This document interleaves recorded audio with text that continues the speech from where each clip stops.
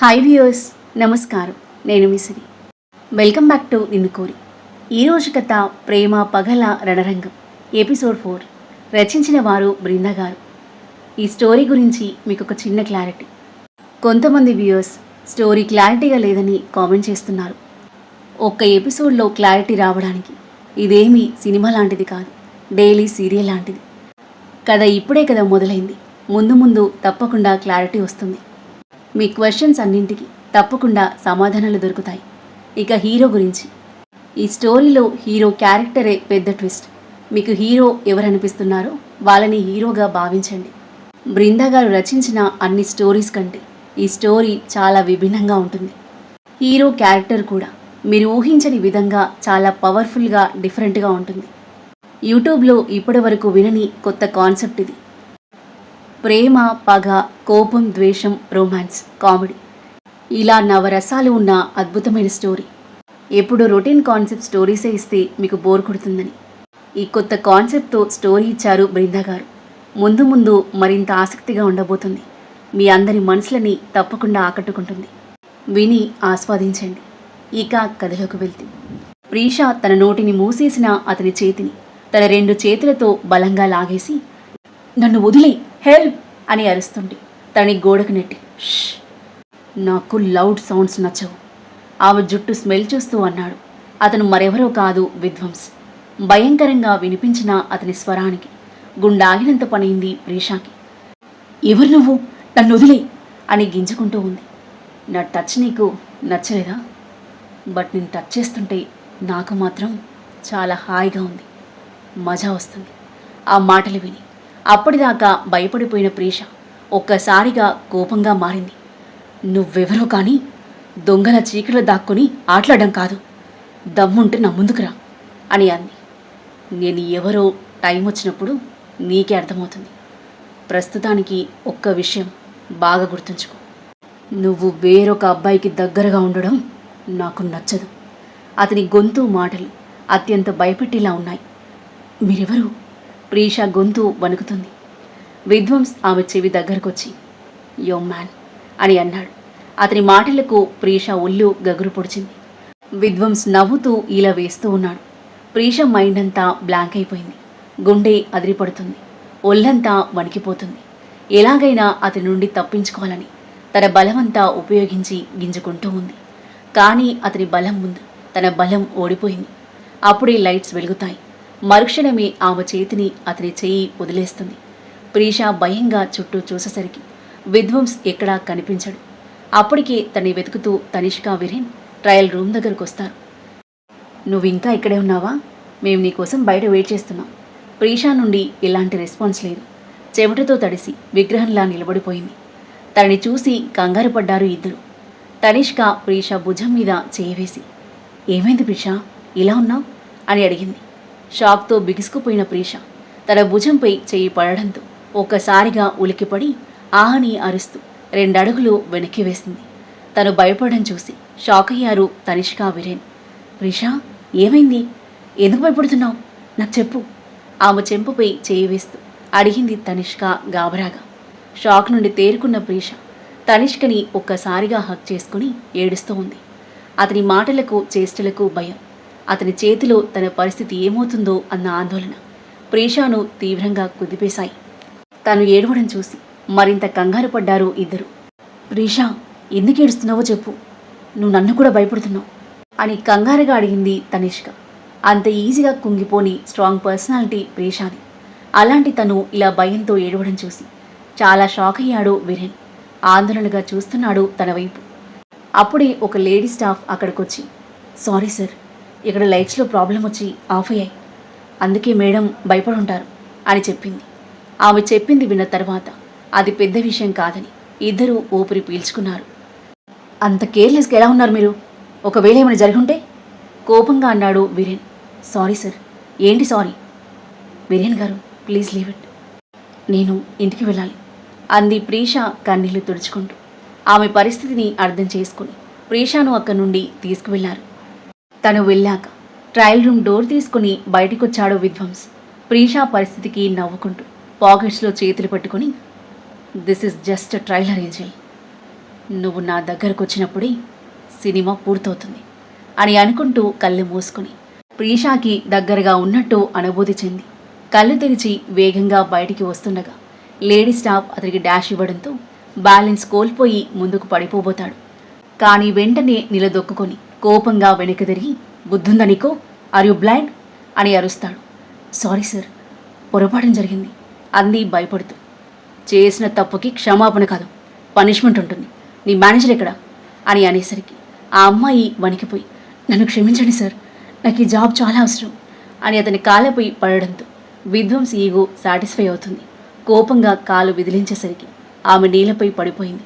ఆమె వైపు ఉరిమి చూస్తూ, బీ కేర్ఫుల్ నెక్స్ట్ టైం అని అంటూ అక్కడి నుండి బయటకు వెళ్ళి ప్రీషా కోసం చుట్టూ చూశాడు. ఎక్కడా కనిపించలేదు. వెంటనే స్టెప్స్ నుండి కిందకు చూస్తాడు. కనిపించలేదు. తనని మళ్ళీ కోల్పోయానేమోనన్న ఆలోచన అతని కలవరపెడుతుంది. రేలింగ్ని గట్టిగా కొట్టి తన మనుషులకు కాల్ చేస్తాడు. నిమిషంలో అతని మనుషులు పరిగెత్తుకుంటూ వచ్చారు. స్టెప్స్ రేలింగ్ని చేతులతో పట్టుకుని తల వంచుకుని నిలబడ్డ విధ్వంస్ని భయంగా చూస్తూ చేతులు కట్టుకుని అతని వెనుక నిలబడి ఉన్నారు. విధ్వంస్ వెనక్కి తిరిగి, నా ఏంజెల్ మళ్ళీ తప్పించుకుంది, వెళ్ళి వెతకండి అని ఆజ్ఞాపించాడు. అందరూ మొహాలు చూసుకున్నారు. దేవకన్య ఇక్కడుందా? వాళ్ళలో ఒకడు అనేసరికి విధ్వంస్ కోపంగా అతని మెడ పట్టుకున్నాడు. అతనితో పాటు అందరూ బెదిరిపోయారు. ఉందా కాదు, ఉన్నారా? తను నాకు దేవకన్య, మీకు కాదు, మీకు చిన్నమ్మాయి గారు అని చెప్పాడు రౌద్రస్వరంతో. క్షమించండి చిన్నబాబు, వణుకుతున్న గొంతుతో అర్థించిన అతన్ని తోసేసి, వెళ్ళి వెతకండి, నాకు నా దేవకన్య కావాలి, ఎట్ ఎనీ కాస్ట్, ఎలాంటి సాకులు నేను వినను అని అన్నాడు. ఎలా ఉంటుందో తెలియని దేవకన్యని ఎలా వెతకాలో అర్థం కాక అందరూ బిత్తరపోయి చూస్తుంటే ఆ గ్యాంగ్ లీడర్ విధ్వంస్ లెఫ్ట్ హ్యాండ్ అయిన జానీ ముందుకొచ్చి, చిన్నబాబు, అమ్మాయి గారు ఎలా ఉంటారో ఫోటో ఉంటే చూపించండి, ఎక్కడున్నా వెతికి పట్టుకొని మీ దగ్గర తీసుకొస్తాం అని చెప్పాడు. మెరూన్ కలర్ డ్రెస్ వేసుకొని ఉంటుంది, మాల్లో కానీ మాల్ బయట కానీ ఉంటుంది, వెళ్ళండి, త్వరగా పట్టుకోండి అని చెప్పేసరికి అందరూ అక్కడి నుండి హడావుడిగా వెళ్ళి వెతకడం స్టార్ట్ చేశారు. ఇక్కడ దేవ మాల్ బయట కార్ బ్యానెట్ మీద స్టైల్గా కూర్చొని సిగరెట్ స్మోక్ చేస్తున్నాడు.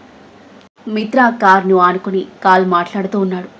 అప్పుడే ప్రీష, తనిష్క, వినీలతో పాటు మాల్ నుండి బయటికి వస్తూ కనిపించింది. ఒక్క క్షణం తన వైపు చూసి చూపు తిప్పుకున్న దేవ కళ్ళు మళ్ళీ ఆమె వైపు మళ్ళాయి. ఆమెను చూడగానే అతనికి వింతగా అనిపించింది. కాసేపటి క్రితం వరకు ఎంతో సంతోషంగా వెలిగిపోతూ కనిపించిన ప్రీషామొహం ఇప్పుడు వాడిపోయిన పువ్వులా చాలా డల్గా కనిపిస్తుంది. మెట్లు దిగి కారు ముందు నుండి వెళ్తున్న ఆమె మొహం అతని క్లియర్గా కనిపిస్తుంది. కళ్ళు చెమ్మగిల్లాయి. ఏడ్చినందువల్ల ముక్కు ఎర్రబడింది. ఏమైంది అమ్మాయికి అని అనుకుంటూ దేవ ఆమె వైపు తదేకంగా చూస్తుండగా అనుకోకుండా అతని వైపు చూసిన ప్రీష పట్టించుకోనట్టే మొహం పక్కకు తిప్పుకుంది. దేవా చూపులు మాత్రం ఆమెని ఫాలో అవుతున్నాయి. ఫోన్ మాట్లాడుతున్న మిత్ర దేవా చూపులను గమనిస్తూనే ఉన్నాడు.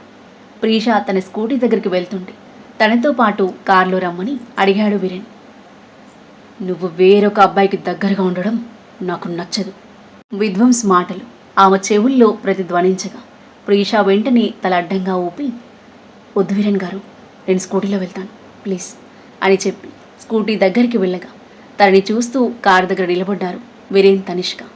ప్రీష స్కూటీ తీయడం చూసి దేవా కూడా కార్ బ్యానెట్ నుండి కిందకి దిగి వెళ్ళడానికి కార్ డోర్ ఓపెన్ చేశాడు. కార్ ఎక్కబోతూ మళ్ళీ ఒకసారి ప్రీష వైపు చూశాడు.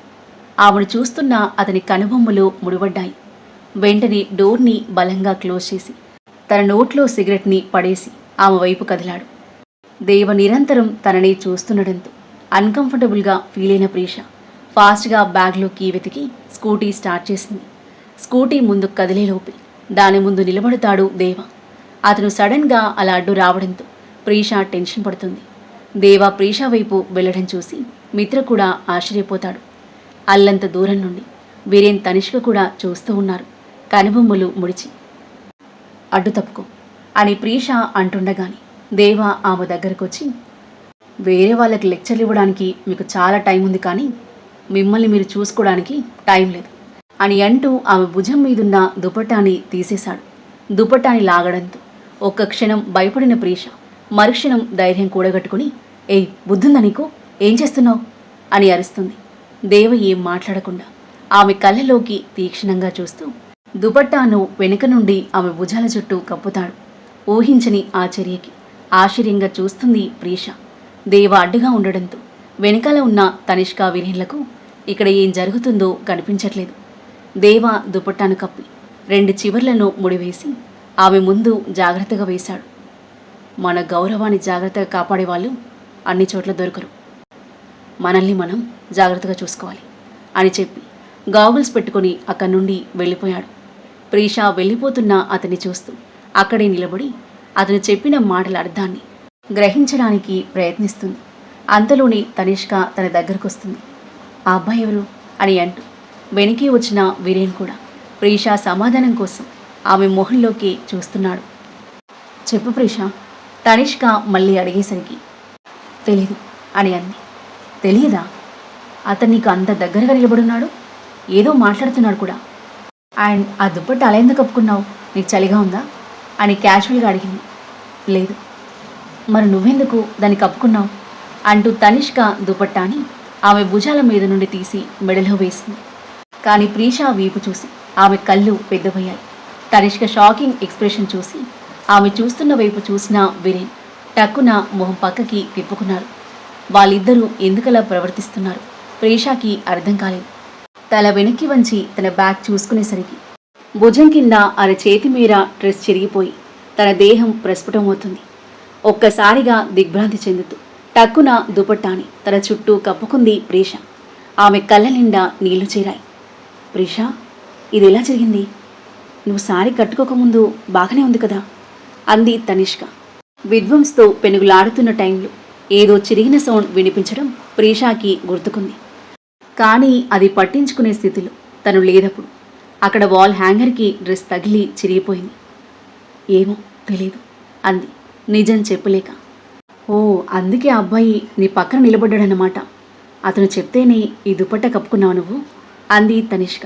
ప్రీష చిన్నగా తలాడించి వీరేన్ వైపు చూసి, వీరేన్ గారు ప్లీజ్ నన్ను ఇంటి దగ్గర డ్రాప్ చేయండి అంది స్కూటీ లాక్ చేసి దిగుతూ. వీరేన్ చిన్నగా తలాడించి కారు దగ్గరికి వెళ్ళగా తనిష్కతో పాటు వెళ్ళింది ప్రీష. ప్రీష వెనకాల తనిష్క ముందు కూర్చోగా వీరేన్ కార్ రోడ్డు మీదకి దూకించాడు. కారు వెళ్ళిపోవడం, విధ్వంస్ మనుషులు అక్కడికి రావడం ఒకేసారి జరిగాయి. అక్కడ చుట్టూ చూసి కనిపించకపోవడంతో రోడ్డు మీదకి పరిగెత్తారు వాళ్ళు. ప్రీష సీట్లో వెనక్కి వాలి కళ్ళు మూసుకుని దేవా గురించి ఆలోచనలో పడింది. అతను ఇలాంటి మనిషి. ఫస్ట్ టైం మీట్ అయినప్పుడు చాలా కేర్లెస్గా కనిపించాడు. సెకండ్ టైం చాలా డేంజరస్గా కనిపించాడు. ఎవరిని లెక్క చేయని వాళ్ళ, ఎవరి ప్రాణాలను లెక్క చేయని వాళ్ళ అనిపించాడు. మనుషులను చంపడానికి ఒక్కసారి కూడా ఆలోచించడం తెలిసింది. ఇక ఈరోజు అతను చేసింది మామూలు విషయం కాదు. అతను తనని కొంచెం కూడా తాకకుండా దుపట్టా కప్పిన తీరు ఆరుహి కళ్ళ ముందు మెదిలింది. అతని ప్రవర్తన ఈరోజు తను అనుకున్న దానికి చాలా భిన్నంగా ఉంది. డీప్ బ్రీత్ తీసుకుని కళ్ళు తెరిచి విండోలో నుండి బయటికి చూస్తూ ఉంది బ్లాంకా. వీరేన్ డ్రైవ్ చేస్తూ మధ్య మధ్యలో మిర్రర్ నుండి వెనకాల ఉన్న ప్రీష వైపు చూస్తున్నాడు. తనని అంత డల్గా చూడడం అతని మనసుకు బాధగా ఉంది. అతని చూపులు ప్రీష వైపు పదే పదే మళ్ళడం గమనిస్తూనే ఉన్న తనిష్క మనసు బాధగా మూలుగుతుంటే సీట్లో వెనక్కి వాలి కళ్ళు మూసుకుంది. మరోవైపు విధ్వంస్ తన ఏంజిల్ దొరకలేదు అని అతని మనుషులు చెప్పడంతో వాళ్లపై మండిపడి, జానీ నాకు రేపటికల్లా మాల్ సీసీటీవీ ఫుటేజ్ కావాలి అని ఆజ్ఞాపించి తన కారులో వెళ్ళిపోయాడు. ఇంకెంతకాలం మై ఏంజిల్, ఇంకెంతకాలం నా నుండి పారిపోతావు? నువ్వు నా దగ్గరికి తిరిగి రావాలి, అది కూడా చాలా త్వరగా. నువ్వు నన్ను ఎంత హింసిస్తే నీకంత మంచిది కాదు అని ఈవిల్ స్మైల్ ఇచ్చి కారు వేగం ఒక్కసారిగా పెంచేసి రోడ్డుపైనున్న వెహికల్స్ని ఓవర్టేక్ చేస్తూ వేగంగా డ్రైవ్ చేస్తూ ఉన్నాడు. దాదాపు 6 నెలల క్రితం ప్రీషాను చూశాడతను రోడ్డు క్రాసింగ్ దగ్గర. తన స్కూటీ పక్కన ఆపి మరి ఒక ముసలావిడని రోడ్డు దాటిస్తూ ఉండగా మొదటి చూపులోని ఆమె అందం, ఆమె వ్యక్తిత్వం రెండూ అతని మనసుని అమితంగా ఆకర్షించాయి. ఈ అమ్మాయి మీద కలగని భావన ఆ క్షణంలో ప్రీషాపై కలిగింది. ఆ భావన కోరికో ఇష్టమో ప్రేమనో అతనికి తెలియదు.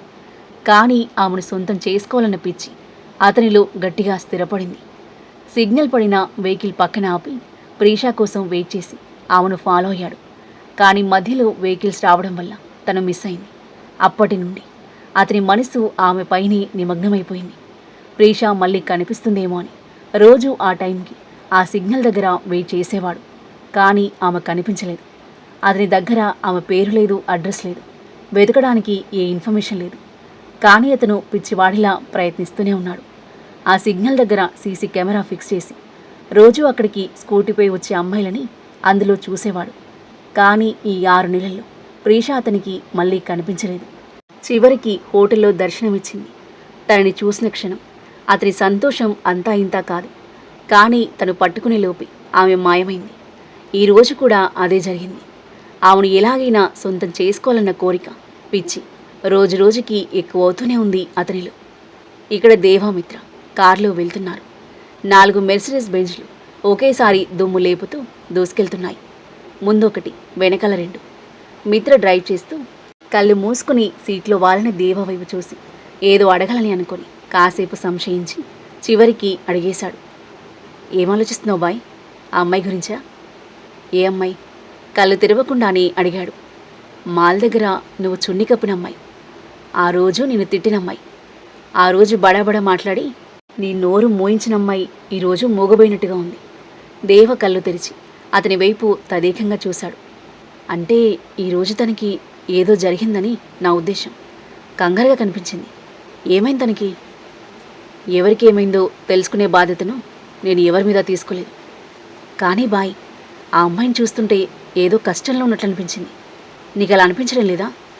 ఆమె మనసులో ఏముందో తెలుసుకోవాలనే ఉద్దేశంతోనే నువ్వు తన దగ్గరికి వెళ్ళావనుకున్నాను. ఇప్పటి వరకు దేవాబాయ్ ఒక అమ్మాయి గురించి ఇలా ఆందోళన చెందడం కానీ, కావాలని వెళ్ళి మాట్లాడడం కానీ నేను ఎప్పుడూ చూడలేదు. తన చున్నీ స్కూటీలో ఇరుక్కుపోతుందేమో అని సరిచేశాను. అంతకుమించి ఏం లేదు. అబద్ధం బాయ్, నేనంతా చూస్తూనే ఉన్నాను. ఆ అమ్మాయి మాల్ బయటకు వచ్చినప్పుడు అలాగే చూస్తుండిపోయావు. అది మామూలు చూపు కాదు. అంతెందుకు, మాల్ లోపల కూడా నువ్వు మంచిలా గడ్డకట్టుకుపోయింది కూడా ఆ అమ్మాయిని చూసే అని నాకు తెలుసు. నేను చూశాను. ఆమె వైపు చూస్తూ ఎంతగా లీనమైపోయావంటే నీ చుట్టూ ఉన్న పరిసరాలను కూడా పట్టించుకోలేదు. నువ్వు చెప్పకపోతే నాకు తెలీదు అనుకున్నావా? నీతో ఉండడం వల్ల నేను మరింత తెలివైనవని అయిపోయాను అని అన్నాడు గర్వంగా కాలర్ పైకి లేపుతూ. ఆ అమ్మాయి మీద నాకు ఎలాంటి ఇంట్రెస్ట్ లేదు, రాదు కూడా అని అన్నాడు దేవ నిర్లిప్తంగా. అంటే నీ ఉద్దేశం ఏంటి బాయ్? నువ్వెప్పటికీ ఇలాగే మిగిలిపోతావా? పెళ్లి చేసుకోవా? ఆ అమ్మాయి నువ్వు జంటగా బాగున్నారు బాయ్. నువ్వు ఆ అమ్మాయి ప్రేమలో పడి పెళ్లి చేసుకుంటే బాగుంటుంది అనే మాట పూర్తయ్యేలోపు ఇక చాలా ఆపుమిత్ర అని గట్టిగా అరిచాడు దేవ. ఉరుములాంటి ఆ అరుపుకి ఉలిక్కిపడి ఒక్కసారిగా బ్రేక్ వేశాడు మిత్ర. ముందు వెనుక ఉన్న కార్లు కూడా టక్కున ఆగిపోయాయి. దేవ కోపంగా మిత్ర కాలర్ పట్టుకుని, పెళ్లి చేసుకోవడమా? దాని గురించి అస్సలు ఆలోచించకు. ఈ దేవా జీవితం ఒక మృత్యువు లాంటిది. ప్రాణం ఇవ్వడం తీసుకోవడమే దాని పని. అందులో ఇంకెవరికి స్థానం లేదు అని అన్నాడు. కానీ బాయ్, నీకు ఆమె మీద ఎలాంటి ఇంట్రెస్ట్ లేనప్పుడు ఆమె గురించి ఎందుకు వరి అవుతున్నావు? అది మానవత్వం. ప్రేమలో పడాలంటే ప్రేమించే హార్ట్ ఉండాలి. నా హార్ట్ ఒక బండరాయి. దానికి రక్తం ఎలా చిందించాలో మాత్రమే తెలుసు. నాకు రక్తం తప్ప మరేమీ తెలియదు. ప్రేమ, పెళ్ళి నా జీవితంలో లేవు. ఇంకోసారి ఆ టాపిక్ తీయకు కోపంగా చెప్పి అతని కాలర్ వదిలేశాడు దేవ. ఆ తర్వాత ఏం జరగబోతుంది? తన జీవితంలో ప్రేమ, పెళ్ళి లేవని చెప్పే దేవాకి ప్రీషపై ఉన్న భావన ఏంటి? ప్రీష బాధకి కారణం విధ్వంస్ అని అతనికి తెలుస్తుందా? ప్రీషను దక్కించుకోవడానికి విధ్వంస్ ఎలాంటి ప్లాన్లు వేనున్నాడు? ప్రేమ ఎవరెవరి మధ్య చిగురిస్తుంది, పగ ఎవరెవరి మధ్య బగ్గమంటుంది. ఈ ప్రేమ పగల రంగంలో ఎవరి జీవితం ఏ మలుపు తెగబోతుంది? అద్భుతమైన కథనంతో ఊహకందని మలుపులతో ఎంతో ఆసక్తికరంగా సాగి ఈ కథ యొక్క నెక్స్ట్ ఎపిసోడ్ కోసం మన నెక్స్ట్ వీడియో చూడండి. కథ నచ్చితే లైక్ చేయండి. ఈ కథపై మీ అభిప్రాయాన్ని తప్పకుండా కామెంట్ చేయండి. ఇంకా ఇలాంటి ఇంట్రెస్టింగ్ స్టోరీస్ కోసం మన ఛానల్ని సబ్స్క్రైబ్ చేయండి. Thank you for listening.